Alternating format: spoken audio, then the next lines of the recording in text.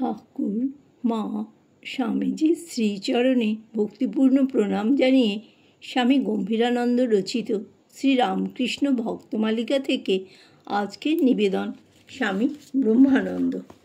যৌবনে শ্রী শ্রী ঠাকুরের অবলম্বন করিয়া স্বামীজি ও মহারাজের মধ্যে যেমন একটা সুদৃঢ় সখ্যভাব প্রতিষ্ঠিত হইয়াছিল, তেমনি তাহাদের মধ্যে ছিল একটা আবাল্য অকৃত্রিম দিব্য প্রেমবন্ধন।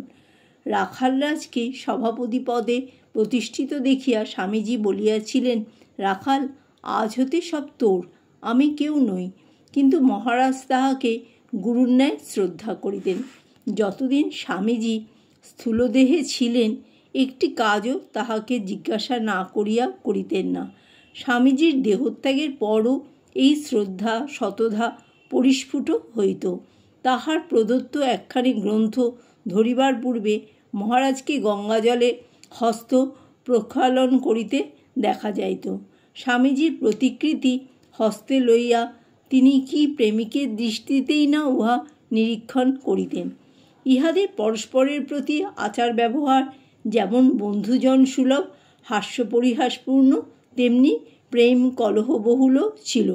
দুইজনে মঠ প্রাঙ্গণে একটি কাল্পনিক রেখাপাতপূর্বক স্থির করিয়া লইয়াছিলেন, কাহার প্রতিপালিতদের কতটুকু গণ্ডি।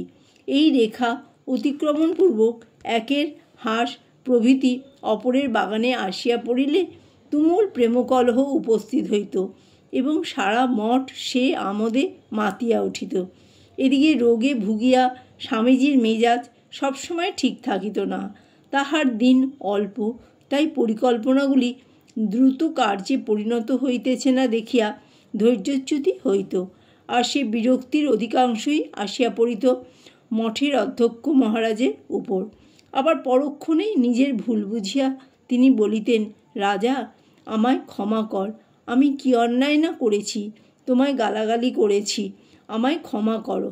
আর তিনি মুক্তকণ্ঠে বলিতেন, আমাকে সবাই ত্যাগ করতে পারে, কিন্তু আমি জানি রাজা আমাকে কখনো ছাড়বে না।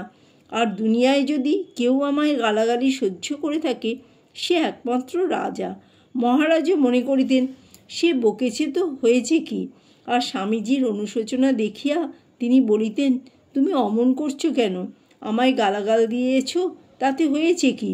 তুমি ভালোবাসো, তাই তো এসব বলেছ। এই নিবিড় প্রীতির সম্বন্ধ আমার লোকদৃষ্টিতে বুঝব কী রূপে? মহারাজ একদিন ঠাকুরের একটি আদেশ অমান্য করিলে ঠাকুর সহাস্যে নিকটবর্তী দিগকে বলিয়াছিলেন যে, রাখাল এতদিনে সত্য সত্যই তাহাকে পিতার ন্যায় ভালোবাসিয়াছেন বলিয়াই ওইরূপ আপনার জনের ন্যায় আবদার করিতে পারিয়াছেন। মহারাজ ও স্বামীজির সম্বন্ধ বুঝিতে হইলে আমাদিগকে ওই অলৌকিক প্রেমের দৃষ্টি অবলম্বন করিতে হইবে। বস্তুত শুধু নেতা ও পরিচালিতের সম্বন্ধ লইয়া রামকৃষ্ণ সংঘ গঠিত হয়নি।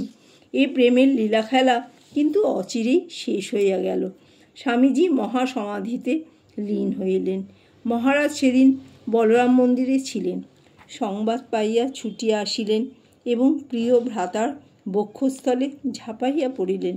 স্বামী শারদানন্দ তাহাকে সন্তর্পণে তুলিয়া আনিলে দীর্ঘ নিঃশ্বাস ছাড়িয়া বাষ্প গদগদ কণ্ঠে তিনি বলিলেন, সামনে থেকে যেন হিমালয় পাহাড় অদৃশ্য হয়ে গেল। স্বামীজির অদর্শনের পর সংঘনায়কের গুরুদায়িত্ব বহন করা যে কি দুরূহ ব্যাপার, তাহা মহারাজ সুবিদিত ছিলেন। ইতিপূর্বেই শ্রীরামকৃষ্ণ মঠ ও মিশন ভারত ও ভারতের তর দেশে সুপরিচিত হইয়া গিয়াছে। সুতরাং তাহাদের সুনাম রক্ষা ও অধিকতর প্রসার বহু আয়াসসাধ্য। ইহা জানিয়াই মহারাজ সাবধানে অথচ সম্পূর্ণ আত্মবিশ্বাস লইয়া কার্যে অগ্রসর হইলেন। শীঘ্রই তাহার অপরিসীম ভালোবাসা ও আধ্যাত্মিক শক্তির আকর্ষণে দলে দলে ভক্তগণ আসিতে লাগিলেন। অনেক ত্যাগী যুবকও মঠে যোগ দিয়া সন্ন্যাস অবলম্বন করিলেন। মহারাজ এই যুবকদিগকে সমুচিত শিক্ষাদি দ্বারা শ্রীরামকৃষ্ণবাণী বহনের উপযুক্ত আধার করিয়া তুলিতে লাগিলেন।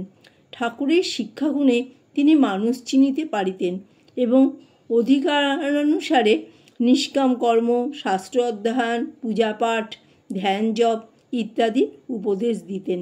তাহার অমায়িক ব্যবহার, সহজ সরল ব্যাখ্যা ইত্যাদিতে সকলেই মুগ্ধ হইত। ত্যাগী বা গৃহস্থ যিনি একবার আসিয়া পড়িতেন তিনি আবার আসিতে বাধ্য হইতেন, এমনকি ক্রমে তাহার অনুগত হইয়া যাইতেন। শিক্ষাদান ব্যতীত তাহার আর একটা প্রধান কার্য ছিল মঠ মিশনের কেন্দ্রগুলিতে গমনপূর্বক তথায় কিছুকাল অবস্থান করা এবং সাধুদের জীবন গঠনে সাহায্যদান এবং ভক্তদিগকে আকর্ষণপূর্বক কেন্দ্রগুলিকে সুপ্রতিষ্ঠিত করা। তাহার এই সকল প্রচেষ্টার ফলে একদিকে যেমন মঠ মিশন জনসমাজে আদৃত ও উহাদের ভিত্তি দৃঢ়তর হইতে লাগিল, অপরদিকে তেমনি উহাদের প্রভাব ভারতেতর দেশেও প্রসারিত হইতে থাকিল। স্বামীজি বেলুর, মাদ্রাজ ও মায়াবতীতে মঠ স্থাপন করিয়া গিয়াছিলেন এবং কাশীর অদ্বৈত আশ্রমের গোড়াপত্তন করিয়াছিলেন। অধিকন্তু ঢাকাতে 1899 খ্রিস্টাব্দ হইতে একটি মঠ গড়িয়া উঠিতেছিল। সঙ্গে সঙ্গে স্বামীজির আদর্শ ও উৎসাহে মিশন বিভাগের শ্রীবৃদ্ধি হইতেছিল। 1897 খ্রিস্টাব্দে সারগাছি আশ্রম, 1900 অব্দে কাশী সেবাশ্রম, 1901 অব্দে কনখল সেবাশ্রম ও 1902 অব্দে নিবেদিতা বিদ্যালয়ের সূত্রপাত হয়।